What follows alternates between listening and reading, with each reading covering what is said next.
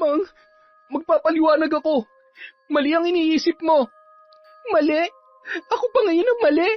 Hindi ako bingi, Eddie. Narinig ko ang sinabi mong anak ninyo ni Marie. Baboy ka. Isa ka rin palang kampo ng demonyo. Pinsan mo, inasawa mo.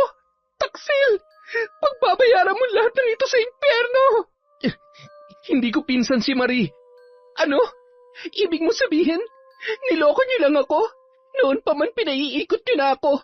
Pinaniwala sa kasinungalingan niyo lahat. Mga walang hiya. Diana, anak, makinig ka muna sa amin. Hindi, inay. Malinaw naman na pinagkaisahan niyo ako. Diana, maniwala ka sa amin.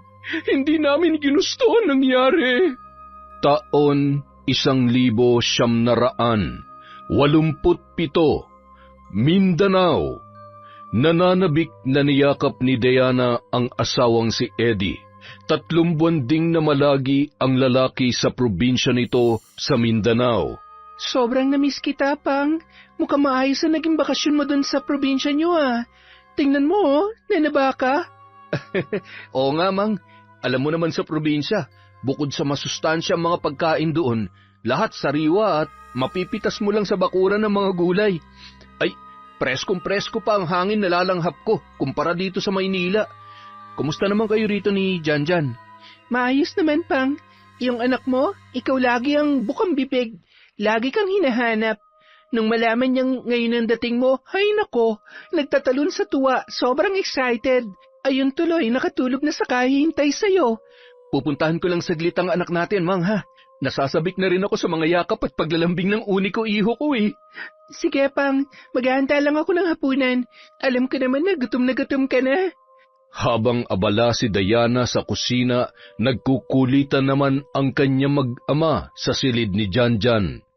Nang makatapos sa paghahanda, tinawag na ni Diana ang dalawa saka naghapunan ang pamilya. Sa oras ng kanilang pagtulog, kapwa nananabik ang mag-asawa sa isa't isa. Sa paglipas ng mga araw, naging normal naman ang takbo ng kanilang buhay. Hanggang sa dumating ang isang sulat mula sa probinsya ni Eddie. Pang, may sulat ka. Kanino galing? Marie Macarayo? Sino to, Pang? Hindi pamilyar sa akin yung pangalan niya. Pinsan ko yan, si Marie. Hindi siya nakadalo nung kasal natin, kaya hindi pamilyar sa'yo. Ano daw ang sabi? Hindi ko pa nabuksan ang sulat. Ikaw na magbasa. Tutal, para naman sa'yo yan. Salamat, Mang, ha. Nire-respeto mo talaga ako. Hindi mo binasa yung sulat kahit na may karapatan ka naman kasi asawa kita.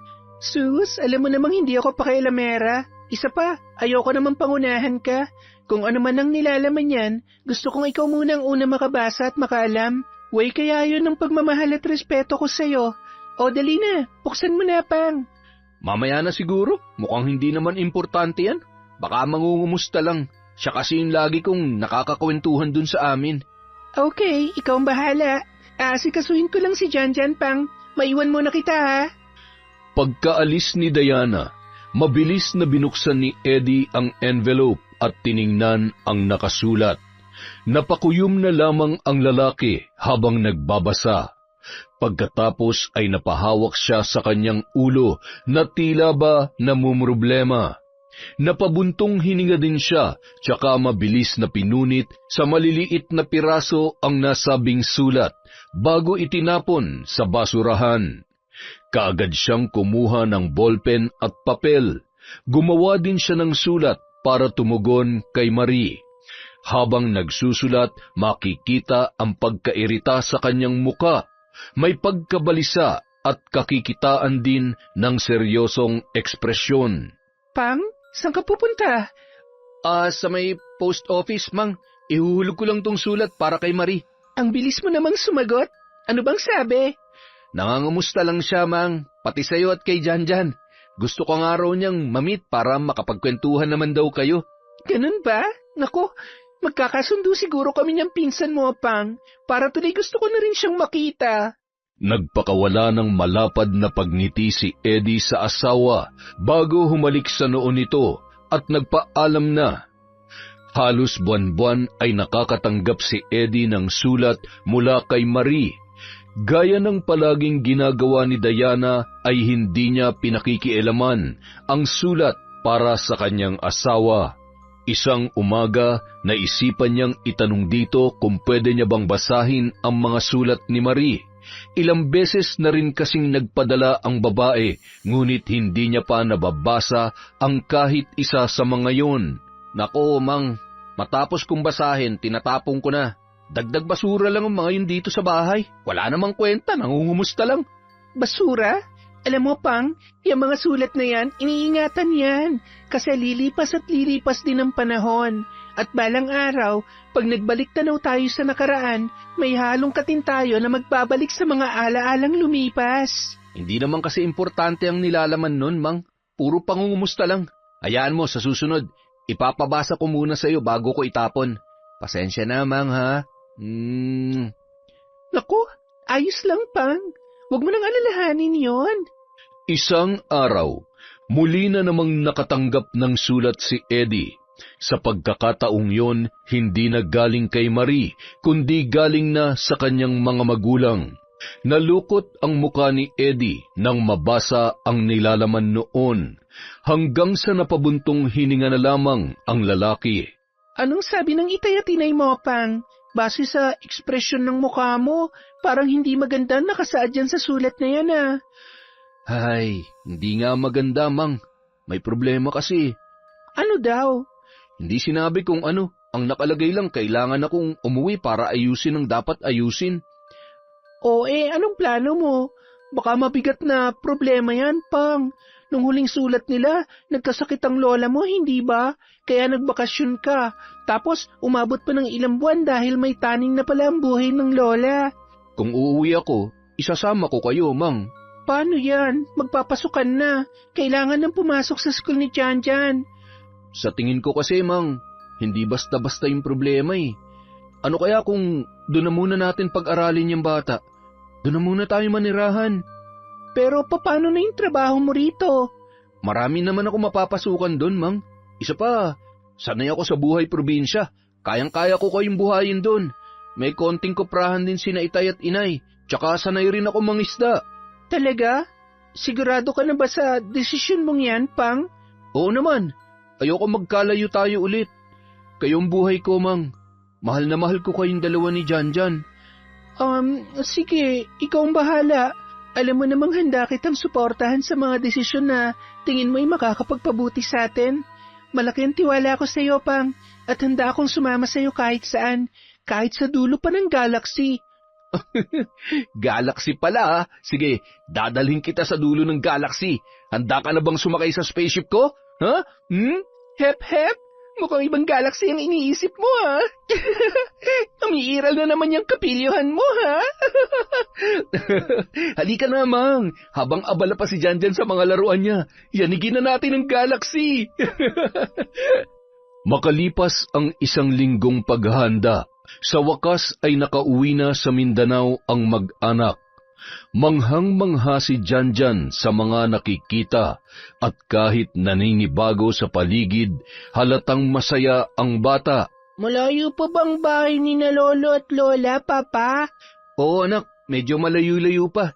Nasa kabilang isla pa kasi yun eh. Mamaya sasakay tayo ng bangka para makarating doon. Wow, ang saya naman. Papa, araw-araw akong maliligo sa dagat, ha?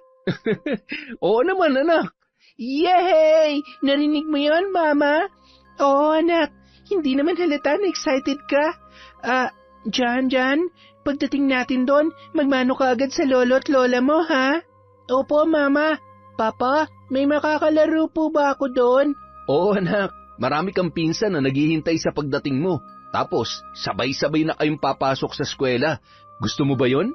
Yay! May makakalaro na ako! Gustong-gusto ko po, Papa! Habang sakay ng bangka, natatanaw na ni Diana ang mga taong nasa pangpang. Alam niyang yon ang mga magulang ni Eddie na naghihintay sa kanilang pagdating. Malayo pa lang ay kumakaway na ang mga ito sa kanila. Nang makadaong, masaya silang sinalubong at binati ng matandang mag-asawa. Kumusta ang biyahe, mga anak? Maayos naman po, Tay.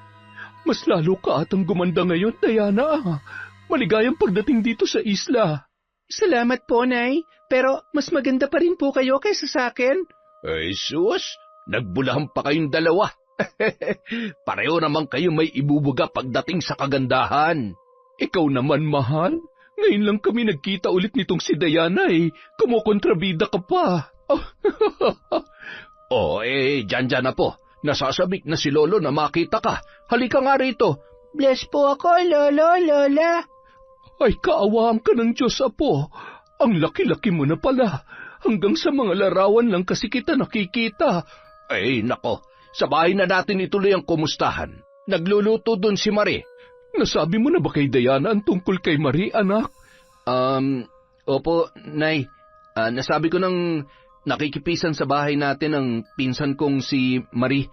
Mabuti naman kung ganon. Diana, mabait si Marie. Siguradong magkakasundo kayong dalawa.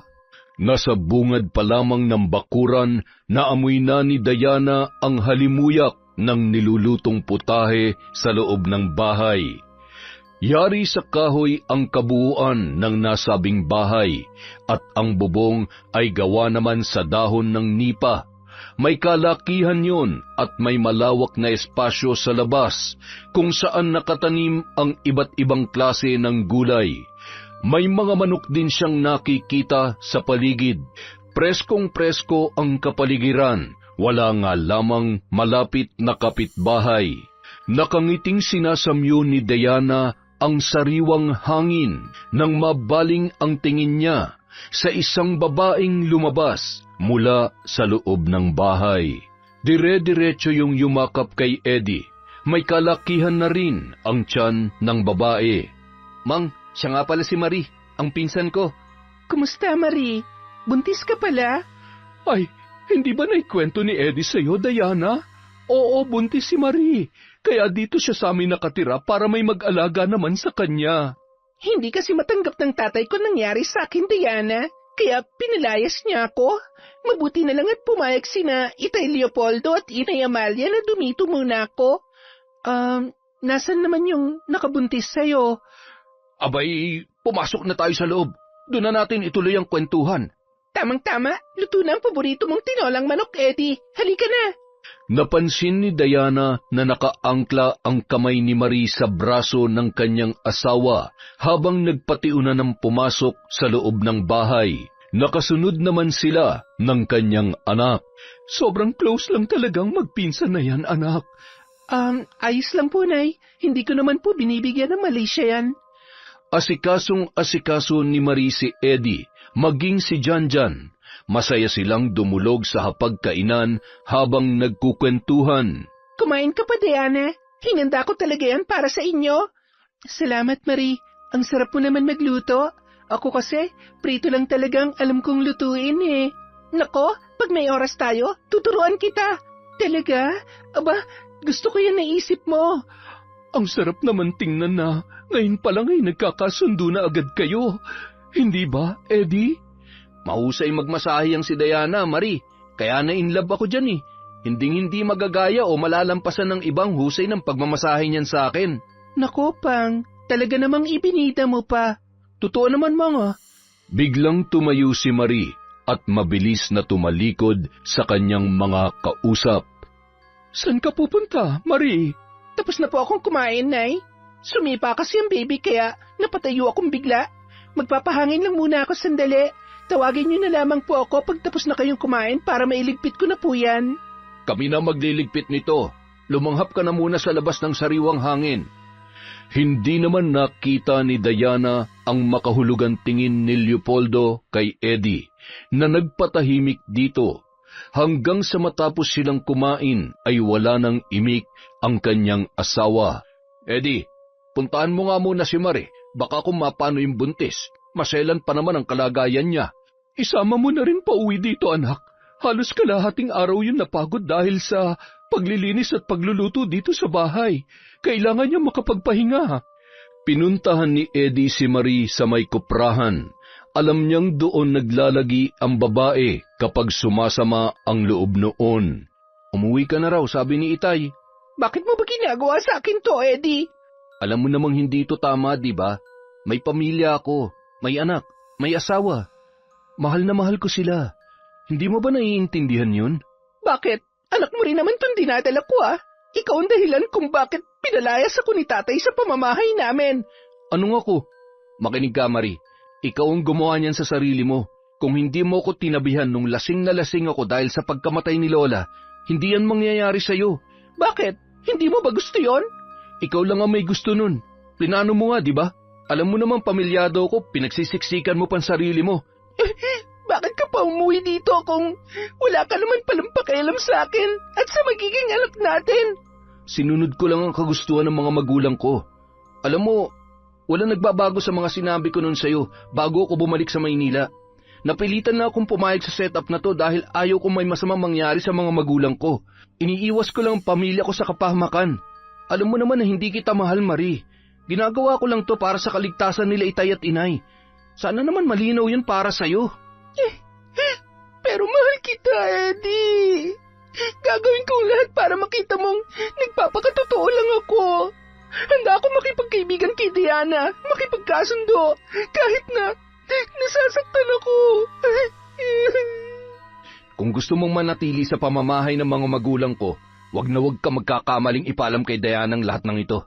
Dahil kahit ano pa mangyari, si Diana pa rin ang paulit-ulit kong pipiliin. Handa akong mamatay para sa pamilya ko, Marie. Ngayon, kung totoong mahal mo nga ako, gaya ng mga sinasabi mo, please lang, wag mong sirain na napagkasunduan natin. Umuwi ka na, hinahanap ka na nila. Nauna nang binagtas ni Eddie ang daan pabalik sa kanilang bahay. Naiwan naman si Marie na luhaan habang hinahaplos ang umbok ng kanyang tiyan. Nagmahal lang naman ako, anak. Minahal ko lang ang tatay mo. Kahit isang malaking pagkakamali, pero hindi ko pinagsisisihang nabuo ka. Gagawin kong lahat para mahalin din niya tayo. Handa ako magtiis at magsakripisyo, anak ko. Kinagabihan, kinausap ni Leopoldo ang anak habang sina Diana at Janjan ay natutulog na.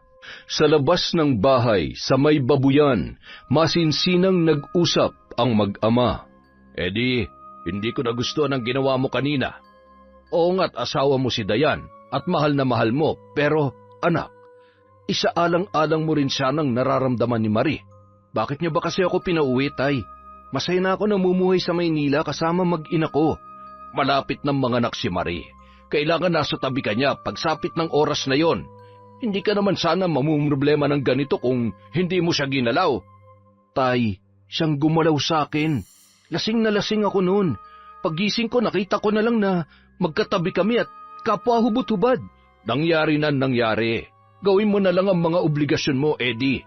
Bago ka pa man sinulatan ng iyong inay, nagpulong-pulong na kami tungkol sa magiging sistema ng dalawa mong asawa. Umalingaw-ngaw sa pandinig ni Eddie ang huling mga kataga ng kanyang ama. Oo nga, dalawa na ang kanyang asawa, si Diana at si Marie.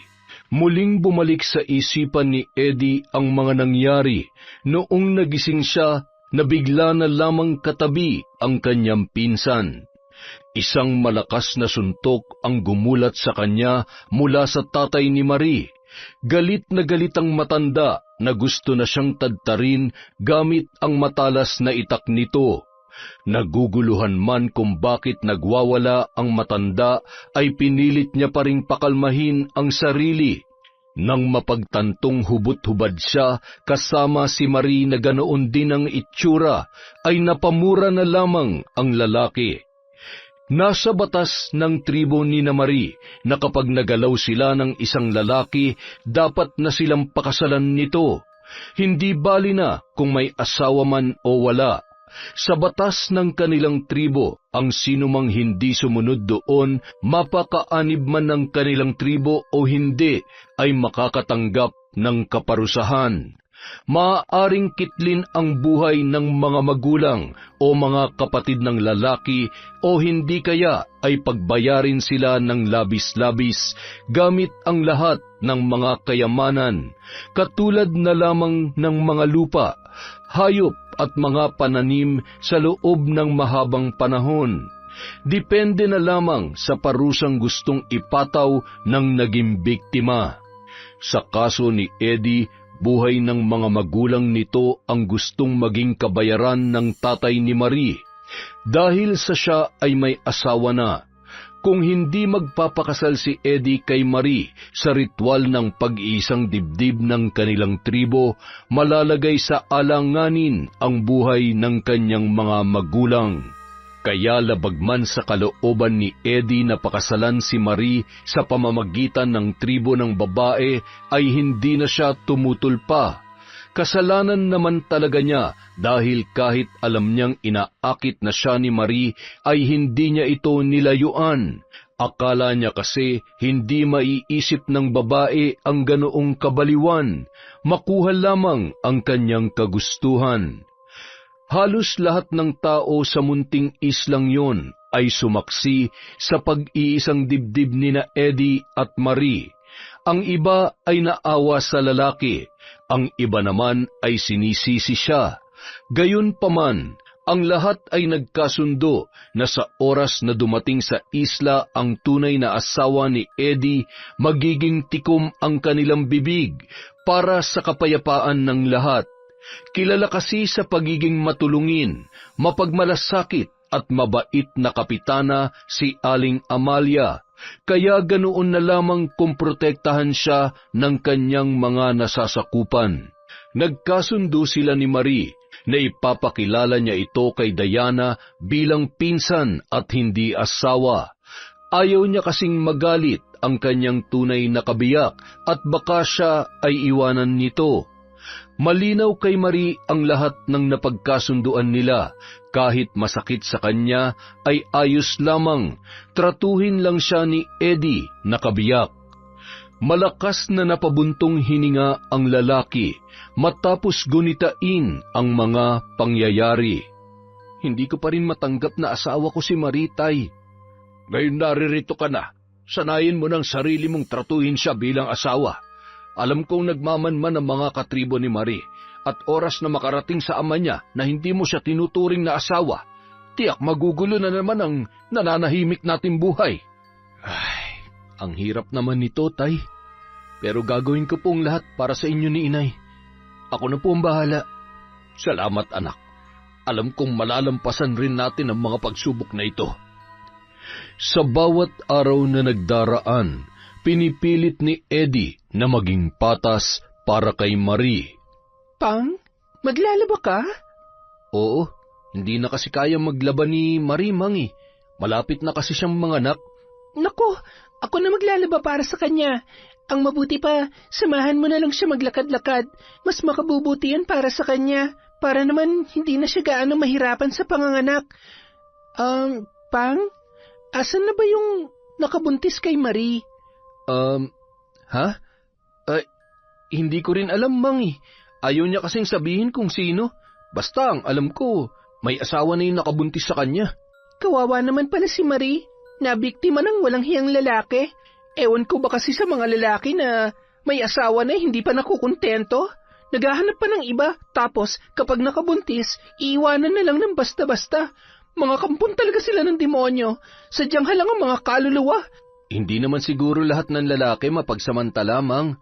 Yung iba, siguro, baka nabiktima rin lang. Alam mo, may mga babaeng naghahanap lang ng pagkakataon na makaisa sa mga nakukursunadahan nila. Ay, yan ang imposible, Pang. Wala namang bubuka kung walang magpapabuka sa bulaklak na hindi nalalanta. Pero agree naman ako sa sinabi mong hindi lahat ng lalaki ay mapagsamantala. Kasi ikaw ang patunay nun. Hindi ba, Pang? Oo. Oo naman, Mang. Iba talaga ako sa kanila. Sa paglipas ng ilang linggo, naging magaan ang loob ni Diana kay Marie. Mabait kasi sa kanya ang babae. Diana, magluluto ako ng ginataang alimango. Kumakain ka ba nun? Oo naman, Marie. Alam mo, ako na lang ang magluluto. Huwag ka na magkikilos kasi anumang oras baka manganak ka na. Turuan mo na lang ako. Sige ba? Diana, pwede ba akong sumama sa'yo sa koprahan? Maghahatid ka ng baon para kay Eddie, hindi ba? Oo naman. Habang nagluluto ang dalawa, Nagkukwentuhan sila at nagtatawanan sa mga ganap sa kani-kanilang mga buhay, hanggang sa napunta ang usapan kay Eddie kung gaano ito kabuting ama at asawa at kung gaano ito kamahal ni Diana. Diana? Paano kung isang araw malaman mong may ibang asawa pala si Eddie? Anong gagawin mo? Ano ba naman yung tanong mo, Marie? Imposible magkaroon siya ng asawa bukod sa akin. Kasal kami. Sa mata ng Diyos at sa mata ng batas, bawal na siyang ikasal kanino man. Kunwari lang naman. Halimbawa lang, anong gagawin mo? Siyempre, magagalit ako. Sino ba naman na matutuwa doon, hindi ba? Pero depende pa rin sa sitwasyon kung mapapatawad ko pa ba siya o hindi. Kung nauna pa sa akin yung isa, maunawaan ko siguro pero hindi ko matatanggap na may kabit siya. Hindi ko siya mapapatawad sa pagtataksil niya. Sisirain ko ang buhay nilang dalawa. Iba ako kapag nagalit ako, Marie. Nakakagawa ko ng mga bagay na hindi na ipapaliwanag ng siyensya. Grabe ka naman pala, Diana. Pero alam ko hindi ka naman pagtataksilan ng pinsan kong si Eddie. Mahal na mahal ka noon. Oo, alam ko yan, Marie. Kaya nga, mahal na mahal ko rin talaga siya eh. Saglit na nagpaalam si Marie kay Diana. Pumasok siya sa kanyang silid at doon ay umiyak ng umiyak.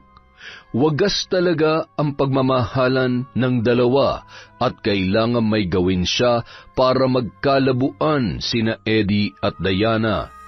Gagawa siya ng paraan para manlamig si Eddie sa kanyang asawa. Hanggang sa isang desisyon ang kanyang nabuo. Hinimas-himas niya pa ang kanyang tiyan habang napapangiti. Anak, hindi magtatagal. Mapapasatin din ang lubusan ng iyong ama. Maghintay ka lang. Isang dapit hapon, habang nasa kuprahan sina Eddie at Diana kasama si Leopoldo, naiwan naman sa bahay si Janjan kasama si Marie. Samantalang abala naman si Amalia sa barangay hall. Tita Marie, ano pong ipapangalan niyo sa baby niyo? Hanggang ngayon hindi ko pa alam, Janjan eh. Ang dami kasing pumapasok sa isip ko, kaso palagay ko hindi naman bagay kay baby. Sabi ni Mama, gusto daw akong i-junior ni Papa noon, kaso hindi pumayag si Mama, Tita. Bakit naman daw? Ewan ko po. Tita, ano kaya kung Ed na lang ang ipangalan mo sa baby mo kapag lalaki? Di ba astig po yun? Ed? Parang Eddie? Opo, di ba wala namang papa yung baby mo? Eddie, hindi siya pwedeng isunod sa pangalan ng papa niya. Ed na lang po, tita. Magugustuhan po ni papa yon. Sige. Magandang pakinggan. Ed, ang galing mo talaga, Janjan. Pero hindi pa naman natin alam kung lalaki ba o babae ang baby. Gusto mo bang sumama sa akin? Maglakad-lakad tayo dun sa may buhanginan. Sige po, wala din naman po kasi akong makalaro. Nasa kuprahan po sila. Hindi naman ako pinapayagang pumunta doon kasi baka maamoy kayong usok sa ginagawang kopra. May ubo pa naman ako. Ano pang hinihintay mo? Tara na! Isinama ni Marie si Janjan sa may tabing dagat. Ilang metro lang din ang layo noon mula sa kanilang tinutuluyan. Malalakas ang alon nung mga sandaling yun na bumabangga sa malalaking bato.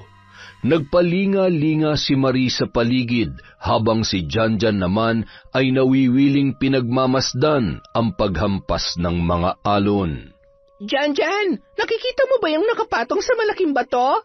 Yung parang kabibi po, tita? Oo, yun nga. Pwede mo ba yung kunin para sa akin? Hindi na kasi ako pwedeng sumampa sa mga bato eh. Baka madulas ako at baka kumapano pa tong baby. Sige po, tita. Ako na po ang bahala. Nagpalipat-lipat ng hakbang si Janjan sa mga nakahilerang bato bago siya nakatungtong sa malaking batong kinapapatungan ng naturang kabibe. Sa puntong yun, mas lalo pang lumalakas ang paghampas ng mga alon sa kinalalagyan ng kabibi. Inabot niya ang nasabing kabibi, ngunit hindi pa niya ito nahahawakan, biglang may humampas na malaking alon sa kanya, dahilan upang malaglag ang bata sa kinapapatungan at tinangay siya ng alon. Nakita ni Marie ang lahat ng nangyari. Napangisi na lamang siyang pinagmasdan ang kinahulugan ng bata. Alam niyang hindi na ito makakaligtas dahil sa lakas ng mga nagwawalang alon. Kaagad naman siyang lumisan doon para magbalik sa kanilang tahanan. Sa daan pauwi, nakasalubong niya ang isang matandang babae. Nginitian niya ito ng pagkatamis-tamis bago nilampasan. Napaisip naman ang matanda sa ginawa ni Marie. Ngayon lang kasi ito ngumiti sa kanya ng ganoon. Dati ay nilalagpasan lang siya na parabang walang nakikita kapag siya ay nakakasalubong. Noon pa man, ayaw na ayaw niya na sa babaeng yon, dahil saksi siya kung paano nito inakit-akit si Eddie, at isa pa sa kinaiinisan niya ay ang batas ng pinanggalingan nitong tribo sa kabilang isla. Para sa kanya, hindi makatarungan ang ganoon. Samantala, Janjan, anak, nandito na kami ni Mama. Tahimik ang loob ng bahay, kaya naman naisip ni Eddie na baka natutulog lamang ang bata. Nakita naman niyang palabas ng kwarto si Marie. Marie, lumabas kaya si Janjan? Tingin ko hindi naman. Pinatulog ko siya kanina tapos natulog din ako. Medyo sumasakit-sakit na nga rin tong tiyan ko Nako, Marie, baka manganganak ka na mamayang gabi. Excited na ako kung anong kasarian ng baby. Pupuntahan ko lang sandali si Janjan, ha? Paiinumin ko lang ng gamot. Biglang naging mailap ang mga mata ng babae, pagkatapos ay nagtungo yon sa kusina. Ipaghahanda ko lang kayo ng kape, Eddie. Pang, wala dito si Janjan. Marie, akala ko ba natutulog lang ang anak ko? Bakit nawawala siya? Anong wala? Iniwan ko lang siyang natutulog dyan. Saan na naman ba nagsuot ang batang yon? Hindi ko alam, Diana. Andyan lang siya kanina bago ako pumasok sa kwarto ko Baka nasa labas lang. Hanapin ko lang sandali, Mang, ha? Kinakabahan ako, Pang. Baka pumunta siya sa tabing dagat. Malalaki pa naman ang alon kanina. Hinanap ni Eddie si Janjan sa paligid ng bahay. Nagtungo siya sa kulungan ng mga manok, pati na rin sa kulungan ng baboy. Pinasok niya rin ang kamalig na pinag-iimbakan ng mga lumang gamit, pero hindi niya nakita ang bata. Mang, wala si Janjan dito. Baka nakikipaglaro lang sa mga pinsan niya. Teka, pupuntahan ko lang sa baryo. Baka nagpunta kay inay. Kami na lang ang maghahanap, Marie. Dumito ka na lang. Pang, tara na. Nagmamadaling umalis ang mag-asawa. Naiwan naman si Marie na nakangisi habang hawak-hawak ang kanyang tiyan. Magsisimula na ang ating tagumpay, anak. Konting tiis na lang. Sa kabilang banda, narating na ni Diana at Eddie ang baryo, ngunit hindi nila nakita si Janjan. Wala na silang nagawa kundi hanapin ang bata sa may tabing dagat. Malayo pa lamang ay napansin na nila ang mga nagkakagulong tao. Isang lalaki ang nakakita sa kanila at dali-dali itong lumapit sa mag-asawa. Eddie! Eddie! Ang anak mo! Ang anak mo! Ano nangyari sa anak ko? Ayun siya! Madali kayo! Pinabayo ng kaba ang dibdib ni Diana habang malalaki ang hakbang na tumatakbo. Kasunod ang lalaki. Ang mga mangingisdang nagkukumpulan ay biglang napatingin sa kanila. Tahimik lamang sila habang binibigyang daan ang mag-asawa. Parang pinagsukluban ng langit at lupa si Diana nang bumungad sa kanya ang anak na si Janjan. May mga galos at sugat, nakahiga sa buhanginan at wala ng buhay. Janjan! Anak ko! Janjan! Nakita nakita namin siya sa may batuhan, Eddie. Palagay ko, makailang ulit siyang hinampas ng alon doon. Hindi. Janjan.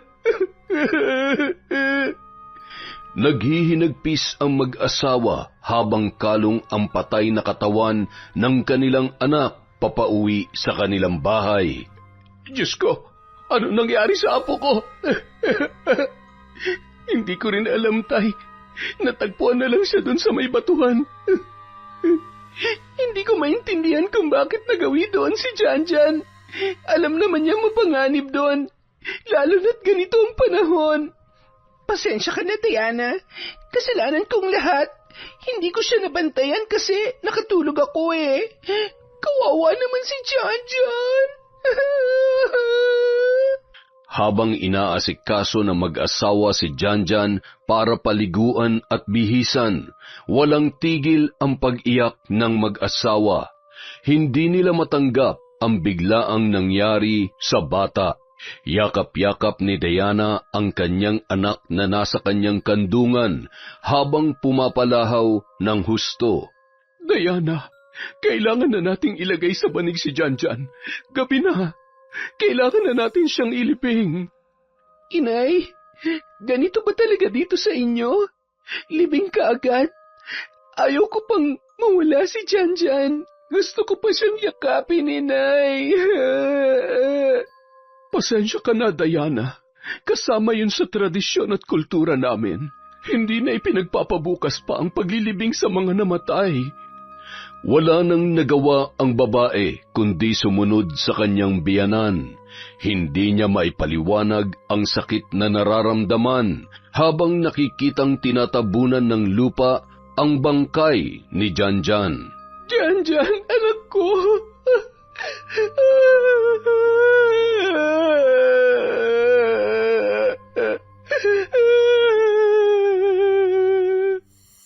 Nasa tradisyon na ng mga taga-isla na matapos mailibing ang patay ay babantayan ang puntod nito sa loob ng 9 na gabi.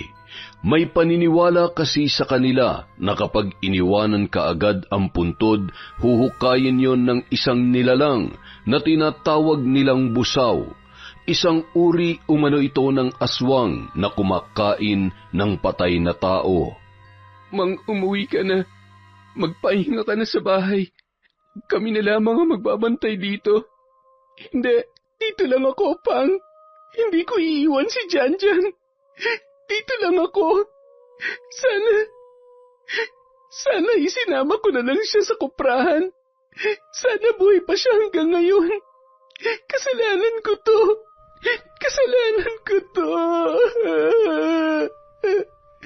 Wala may kasalanan, Mang. Sadyang mahilig lang talaga si Janjan na maglaro sa tabing dagat. Walang dapat sisihin dahil aksidente ang nangyari sa kanya. Eddie, kailangan mong umuwi. Manganganak na si Marie. Manganganak na? Mang, pupuntahan ko lang si Maria. Pero bakit pa? Nandun naman yung kumadrona at si Inay. Kailangan si Eddie doon, Diana. Huwag ka mag-alala. Kasama mo naman magbabantay dito ang itay mo at ang ilan sa mga kalalakihan. Sige na, maiwan na namin kayo. Pang, ngayon mo pa talaga ako iiwan? Kailangan ka namin dito, Eddie. Babalik din naman ako, Mang. Saglit lang to. Nadagdagan ang sugat sa puso ni Diana nang piliin ni Eddie na puntahan si Marie kesa ang damayan siya. Napaisip siya kung gaano nga ba kahalaga sa asawa si Marie dahil nakuha pa nitong iwan siya gayong kamamatay lamang ng kanilang anak. Kinabukasan, pag-uwi ni Diana sa kanilang tirahan, nakita niya si Eddie. Kinakalong nito ang sanggol ni Marie. Pinakatitigan niya ang asawa at mukhayong masayang-masaya. Nakangiti ka pa? Samantalang kalilibing lang ng anak mo, Eddie. Anong klase kang ama? Napabuntong hininga na lamang si Diana dahil sa rumaragasang hinanakit sa kanyang dibdib. Nilagpasan niya ang kanyang asawa at nagtungo sa kanilang silid. Gusto niyang ipahinga ang sarili pero hindi niya magawang umidlip. Lagi niyang naaalala ang anak, ang anyo nito nang matagpuan nila sa dalampasigan. Muli siyang humagulhol. Hindi niya kayang tanggapin ang pagkawala ng kanyang pinakamamahal na anak. Gusto niyang kumuha ng lakas loob sa asawa, ngunit parang lumalayo ito sa kanya.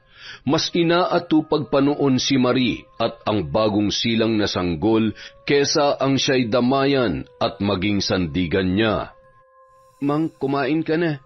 Nagluto si Mama ng tinolang manok. Wala akong gana. Pilitin mong kumain, Mang. Magkakasakit ka niyan. Huwag mo na akong pakialaman. Kakain ako kung gusto ko. Ano ba nangyayari sa iyo, Diana? Bakit parang nagagalit ka sa akin? Ha? Tinatanong mo pa kung ano nangyayari sa akin? Bakit hindi mo tanungin ang sarili mo kung ano nang nangyayari sa iyo, ha, Eddie? Mang, alam ko nararamdaman mo. Hindi rin madali para sa akin ang lahat. Pero tibayan mo ang loob mo. Nandito ako. Humugot ka sa akin ng lakas ng loob. Kailangan natin ng lakas ng isa't isa para malampasan ang problema natin. Kaya natin to, Mang. Magtiwala ka lang. Mahigpit na niyakap ni Eddie ang kanyang asawa. Gumaan naman ang pakiramdam ni Diana dahil doon.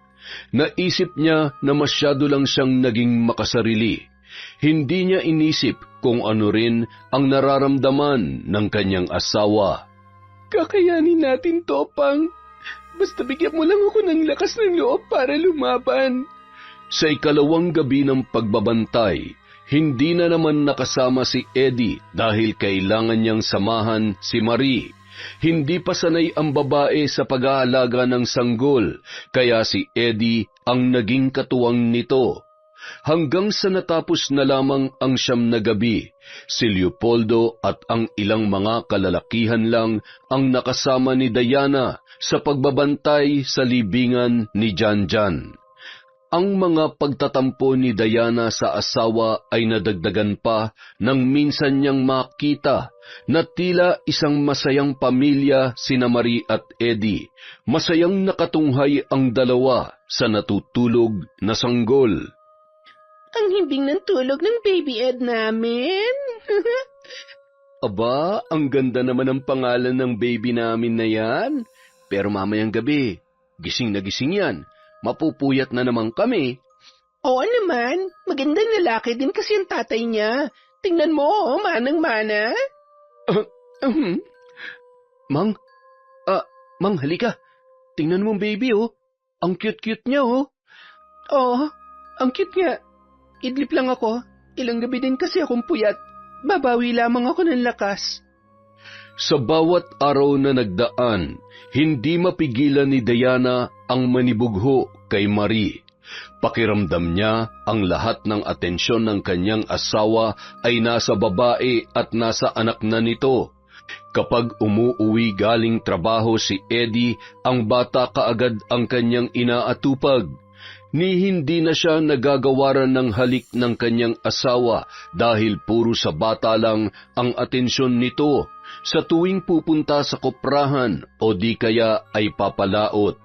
Kung may dalang pasalubong naman, mas marami ang ibinibigay niya kay Marie. Hindi yun nagugustuhan ni Diana kahit pa pinaliwanag na ni Eddie na mas kailangan ni Marie ng mga pagkain dahil nagpapadede yon. Hanggang sa isang araw, hindi na siya nakatiis pa. Pakiramdam niya ay sasabog na siya kapag hindi niya nailabas ang kanyang saloobin. Eddie, ano ba talaga ako sa pamamahay na to? Ha? Ano ba yung sinasabi mo, Mang? Siyempre, asawa kita. Ano ka ba naman? Pero bakit pakiramdam ko para lang akong basahan na naiitsupwera? Ano? Mang, pagod ako sa pagpalaot maghapon. Wala akong panahon sa kung ano man trip mo ngayon. Mahal mo pa ba ako, Eddie? Ano bang klaseng tanong yan? Siyempre naman, Mang, mahal kita. Pero bakit hindi ko na nararamdaman yun? Alam mo, mas nakatuon na ang pansin mo sa ibang bagay. Hindi mo na nga inaalam kung okay lang ba ako eh. Teka lang ah, ano bang drama to, Diana? Bumalik na tayo sa Maynila, Eddie. Ayoko na rito. Hindi pwede yan. Dito ng buhay natin, Mang. Maayos tayo rito, oh. Hindi ako maayos dito, Eddie. Hindi mo alam yun kasi laging nasa ibang atensyon mo. Ako ang asawa mo, Eddie. Hindi si Marie. Hindi mo obligasyon na alagaan siya, pati ang anak niya. Ilang beses ko na bang pinaintindi sa'yo na kailangan ako ni Marie dahil wala nag-aasikaso sa kanya. Bagong panganak lang siya, busy si Inay, at si Itay may trabaho rin. Ako lang ang inaasahan ni Marie dahil wala pa siyang alam sa pag-aalaga ng bata. Talaga ba? Kaya ba halos gabi-gabi tong ka na lang naglalagi sa silid nila mag-ina? Oo, baka mabinat si Marie pag pinabayaan natin siya. Mang, dapat ikaw ang unang nakakaintindi ng mga bagay na yun dahil dumaan ka rin sa ganoong kalagayan. Kaya ba, pati sa pagbabantay ng puntod ni Janjan wala ka? Kasi sanay na ako sa mga ganong bagay, ha? Alam ko na kung paano mag-adjust kasi ilang beses na akong namatayan ng kapamilya. Ganon ba? Alam mo, Eddie, sawang-sawa na akong makipagkompetensya dyan sa anak ng pinsan mo. Hindi ko nga naramdaman na ipinagluksa mong pagkamatay ni Janjan dahil nabaling ng atensyon mo dyan sa batang yan. Hindi mo kasi naiintindihan, Diana. Pues, paintindi mo sa akin ngayon ang lahat. Hindi na nakapagsalita pa si Eddie. Napakamot na lamang siya ng ulo ng mga sandaling yon. Hindi mo maipaliwanag, hindi ba? Kasi wala ka naman talagang pakialam. Wala na akong halaga sa'yo. Samantala, dinig na dinig ni Marie ang pagtatalo ng mag-asawa. Napapangiti na lamang siya habang tinatapik-tapik ang anak na natutulog. Nangyayari ng lahat ng plano ko, anak. Mabubuo na rin tayo sa wakas. Sa oras na umalis si Diana sa pamamahay na to, ganap na magiging ate ng ama mo. Nasa tabing dagat si Diana para ilabas ang lahat ng sama ng loob, galit at ang pait na kanyang nararamdaman. Nag-uunahang nagngingilid ang kanyang mga luha nang tapikin siya ng isang matandang babae. Ayos ka lang ba, iha? Kanina pa kita pinagmamasdan mula doon sa malayo. Magsisinungaling po ako sa inyo kung sasabihin ko na ayos lamang ako. Sobrang masama po ang loob ko ngayon. Pasensya na po kayo. Hindi ko lang talaga mapigilang ilabas ang nararamdaman ko. Alam mo, matagal na akong naninirahan dito sa isla.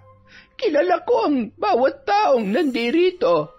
Yang si Kapitana Amalia, napakabait niyang tao, matulungin at patas sa pakikitungo. Si Leopoldo naman, kahit palabiruyang kuminsan, nakakasiguro kung isa siyang mabuting tao. Lahat ng mga anak nila, pinalaki nila sa pagmamahal. Bakit niyo po sinasabi yan? Hindi naman po silang nagpapasakit sa akin. Wala po akong may pipintas sa mga biyanan ko. Alam ko, Diana. Alam ko ring naguguluhan ka na sa sitwasyon mo ngayon. Hindi ba? Si Eddie po kasi. Ayaw ko makialam dahil ayaw ko ng gulo. Pero isa lang ang masasabi ko. Magmatsyag ka sa paligid mo. Huwag mong hayaang masira kayong dalawa ni Eddie. Mahal ka niya, ngunit mahal din niya ang mga magulang niya. Ano pong ibig niyong sabihin? Makiramdam ka, Diana. Nasa paligid mo lang ang mga kasagutan.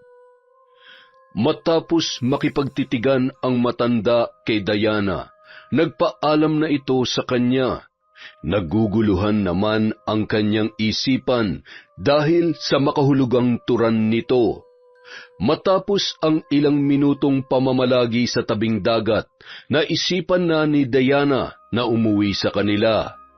Tahimik lang siyang naglalakad papasok sa kanilang bakuran nang maulinigan niya ang kanyang pangalan.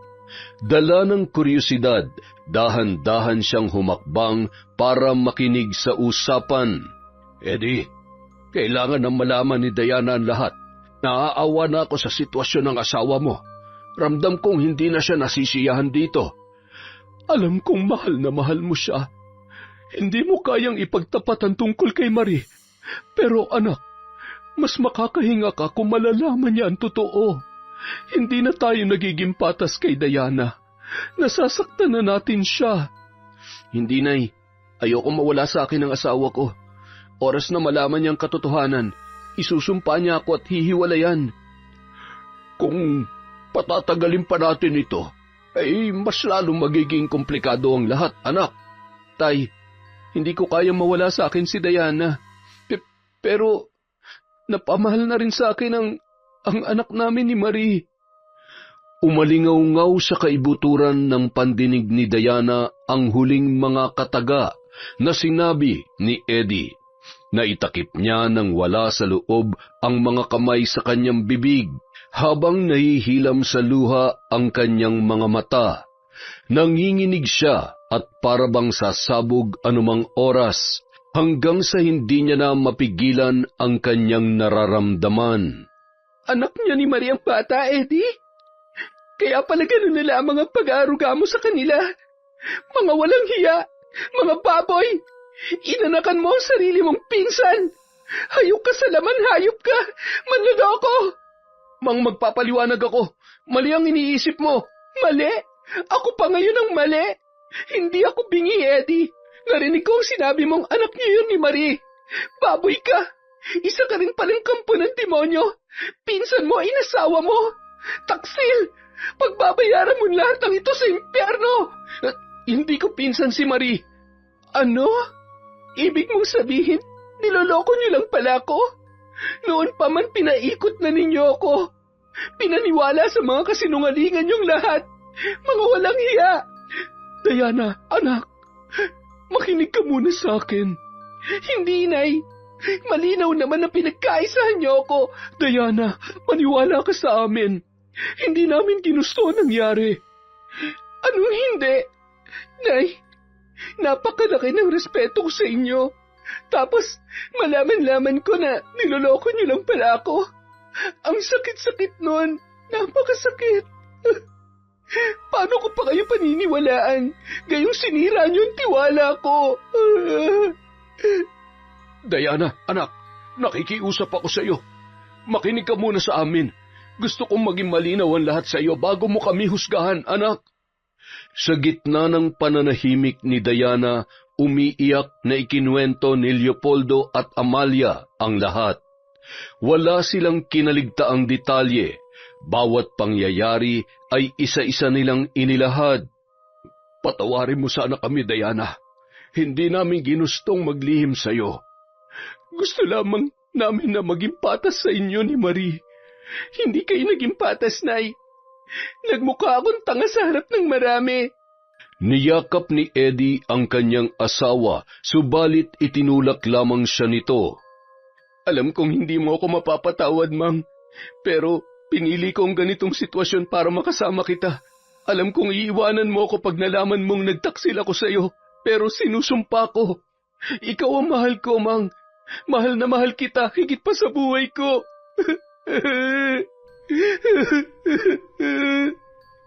Napahagulhol na lamang si Diana. Hindi niya alam kung ano pa ang sasabihin.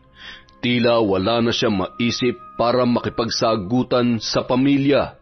Sakto namang lumabas si Marie sa silid at nagtama ang kanilang mga mata.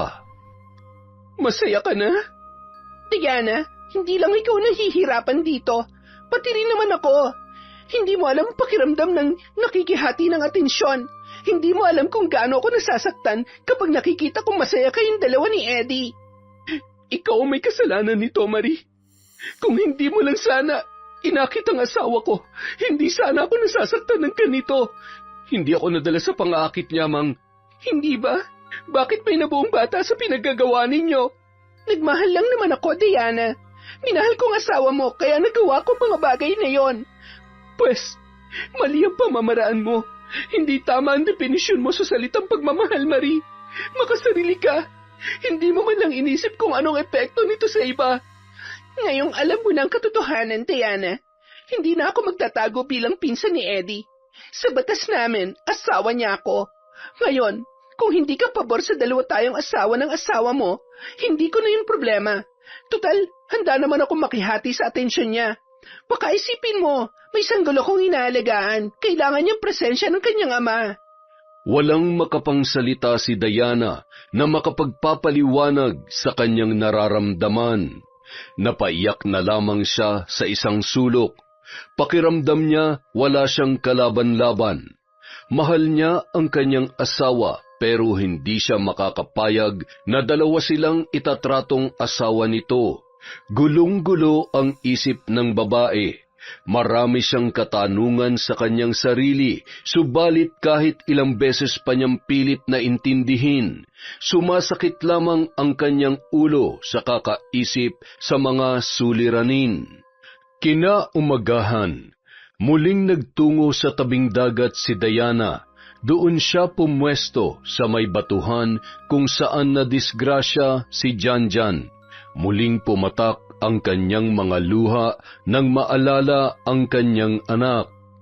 Diana, mukhang alam mo na ang nililihim ng mga taong nakatira dito sa munting isla. Paano niyo po nalaman?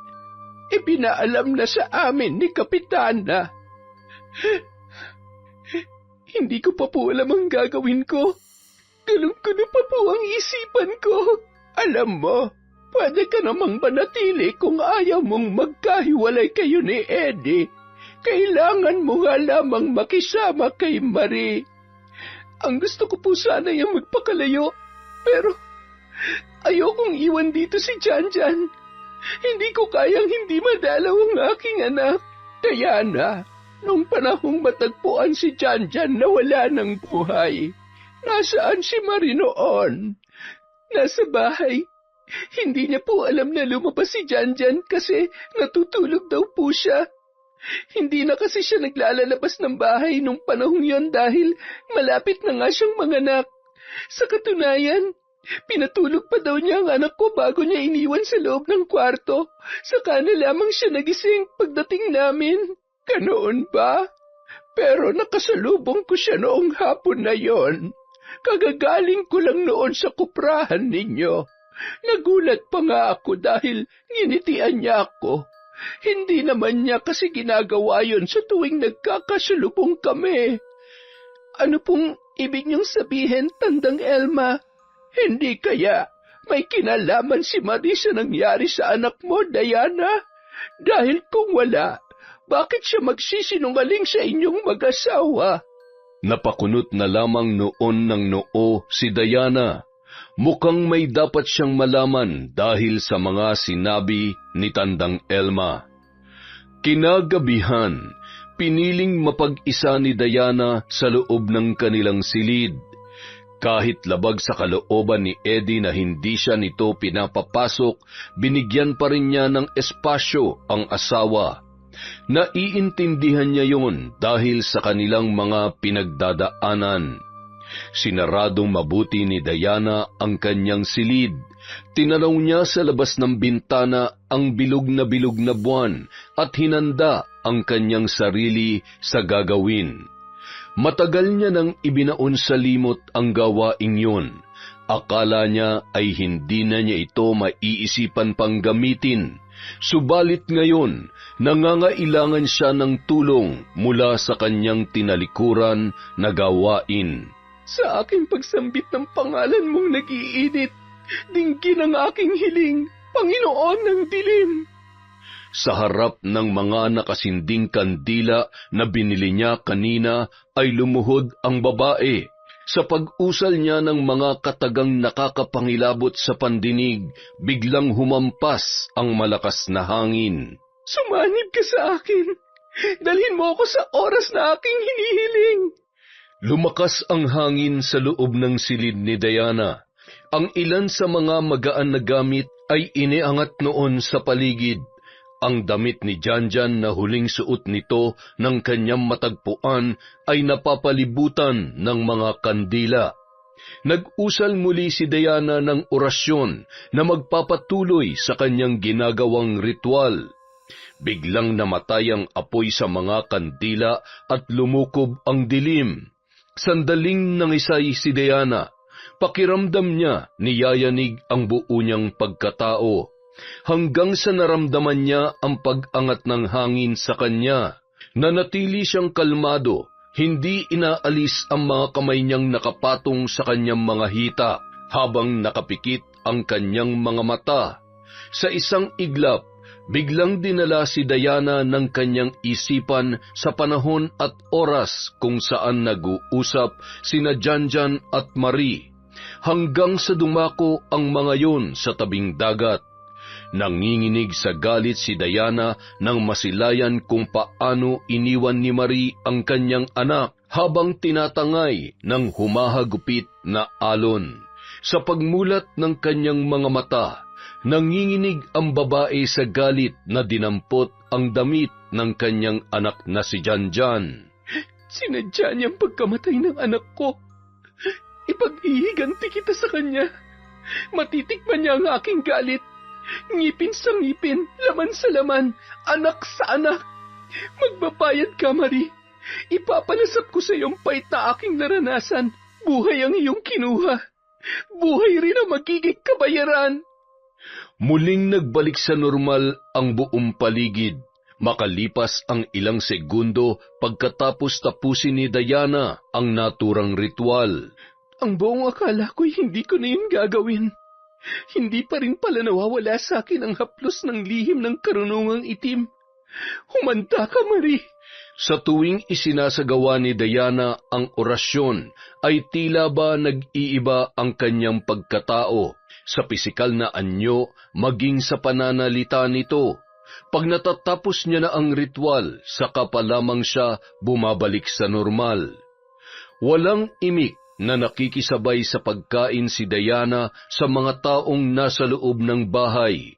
Kusa rin siyang nagluluto at gumagawa ng gawaing bahay, pero hindi niya kinikibo sina Eddie at Marie.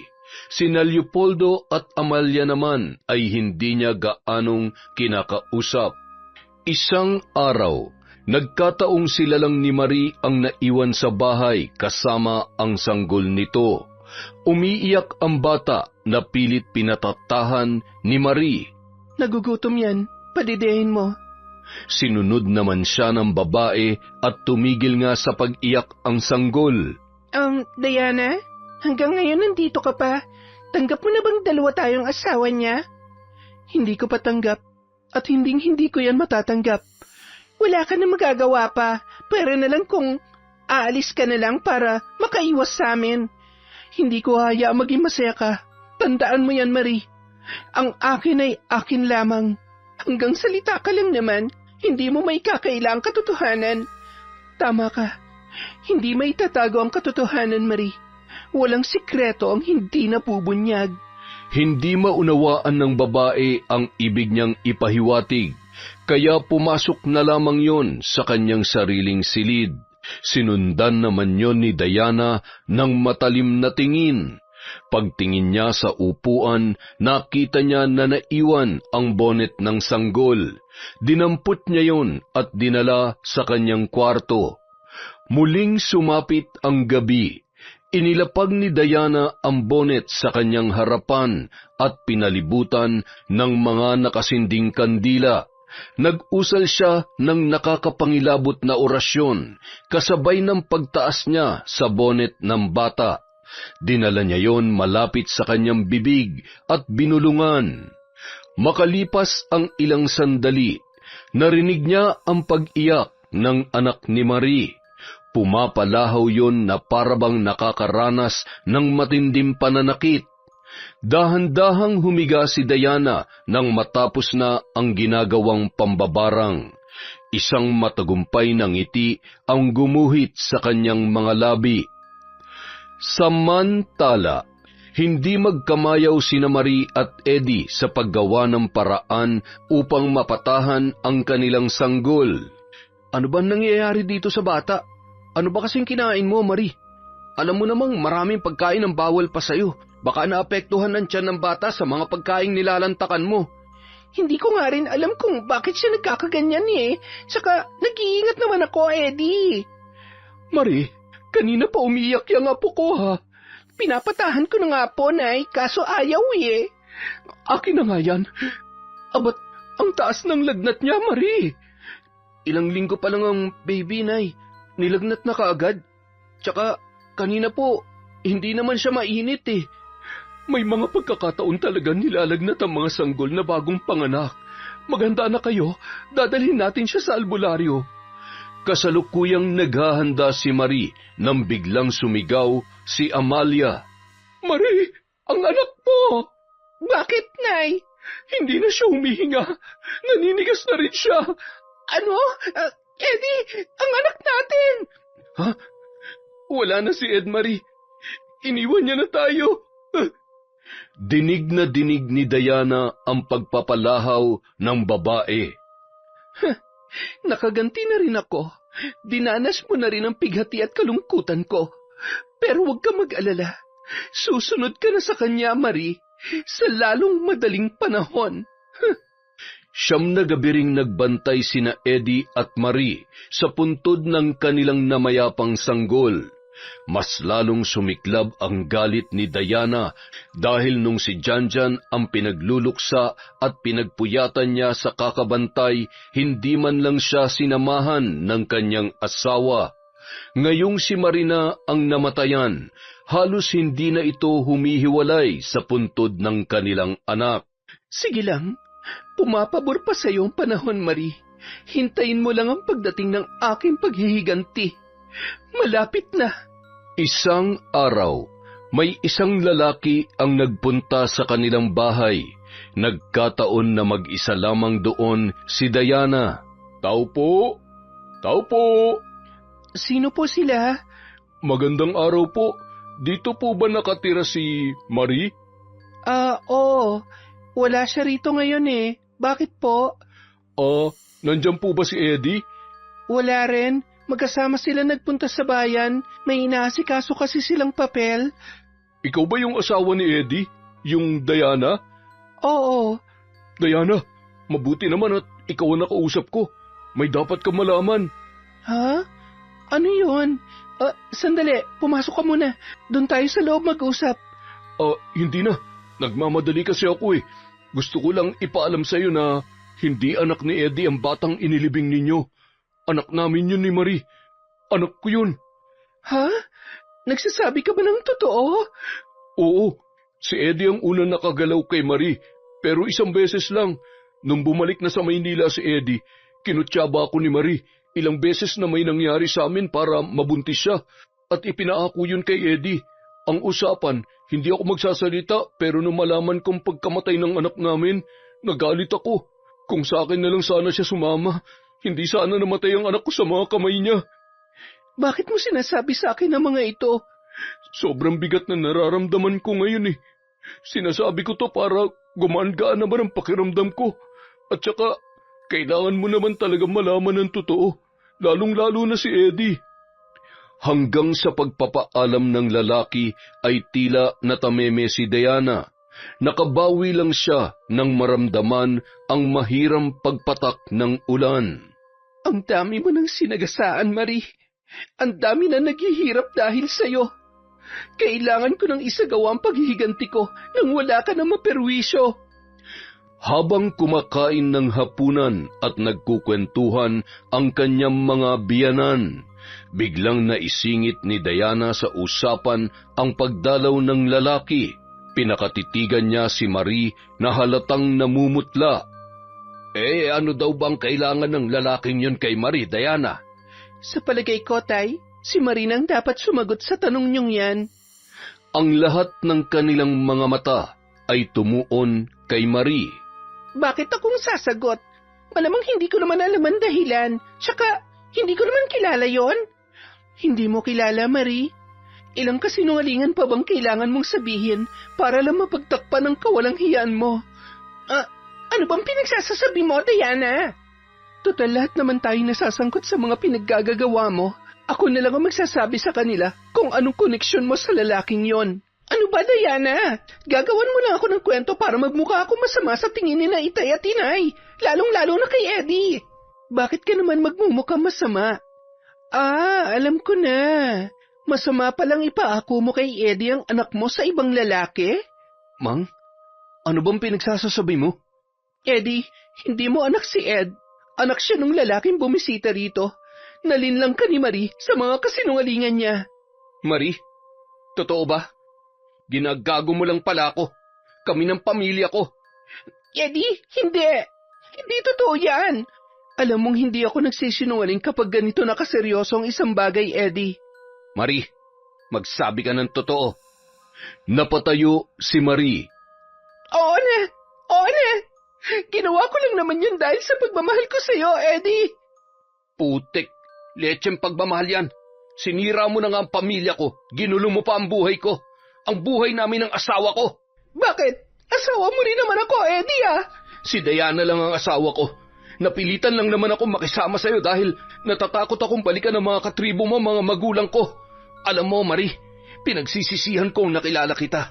Isinusumpa ko ang araw na nagkita tayo sa bayan. Ang sakit mo naman magsalita. Baka nakakalimutan mo.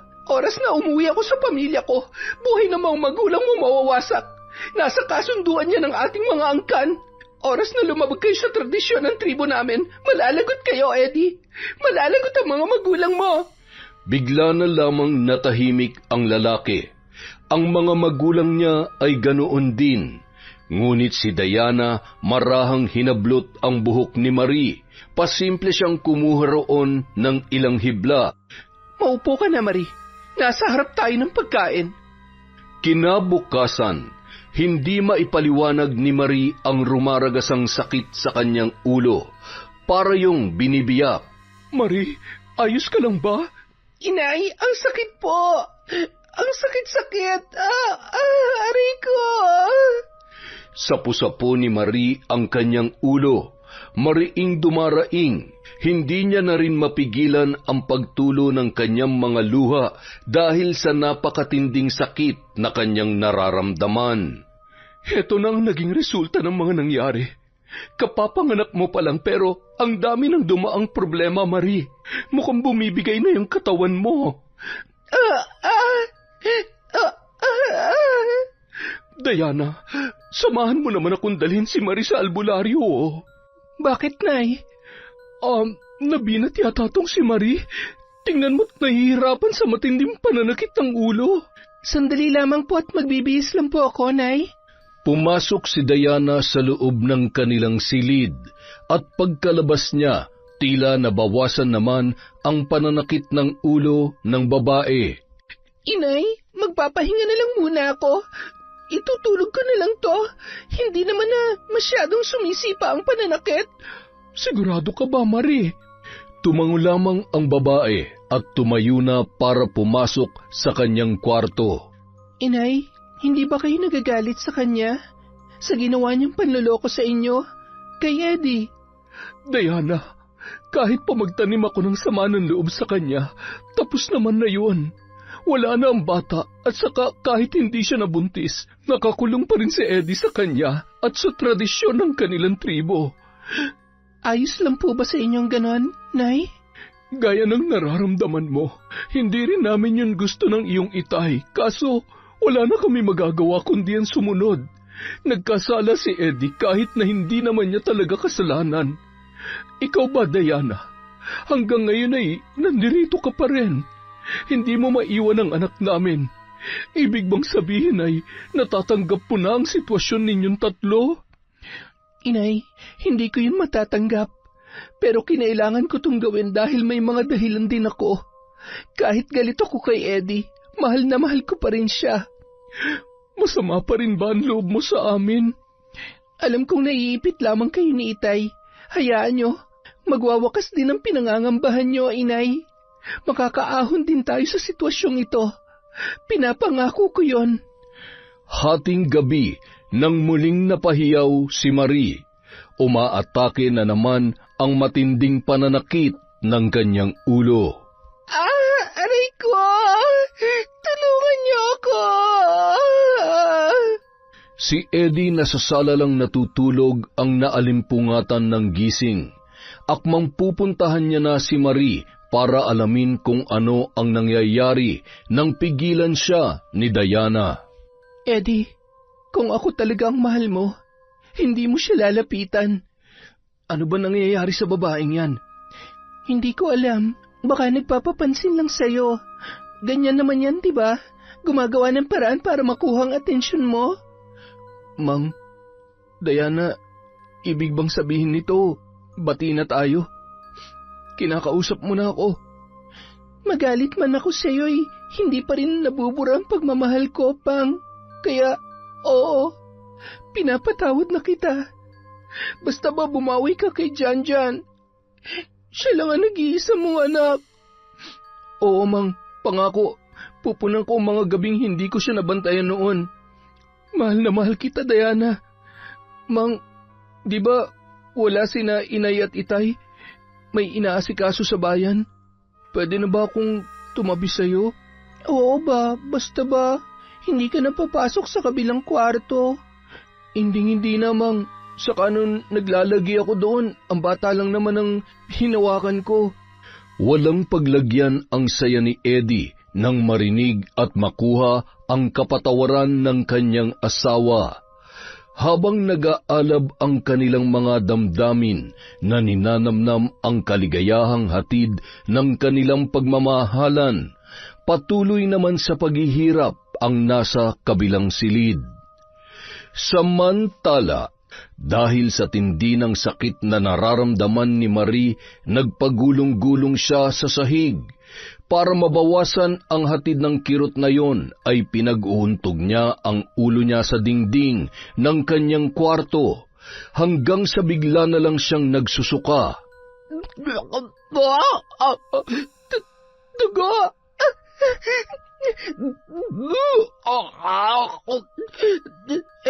Eddie, tulungan mo! Hanggang sa pagsapit ng umaga nang hihina na si Marie, tumigil na ang pananakit ng kanyang ulo at hindi na rin siya nagsusuka. Nahihirapan ka ba?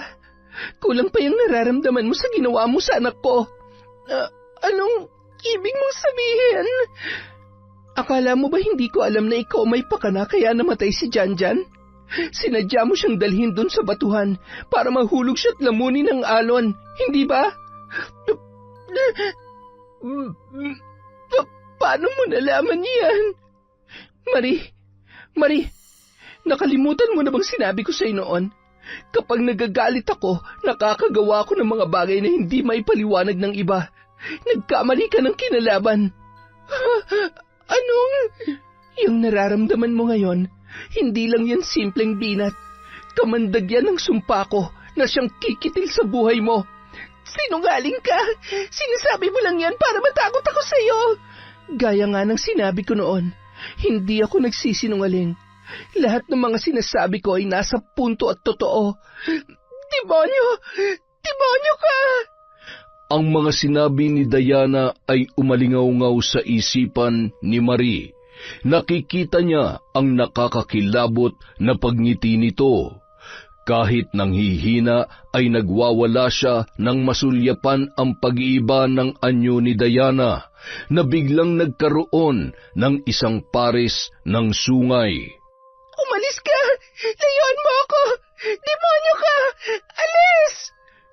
Samantala, ang mga pagsigaw ni Marie ay nagpagulat kay Eddie. Kagabi pa yang si Maria. Patingnan na lang kaya natin siya sa manggagamot. Parang naihibang niya yata yung babaeng yan eh. Ewan ko ba dyan? Naghatid ako kanina ng pagkain niya. Nakatulala naman. Paglabas ko, saka siya nagsisigaw.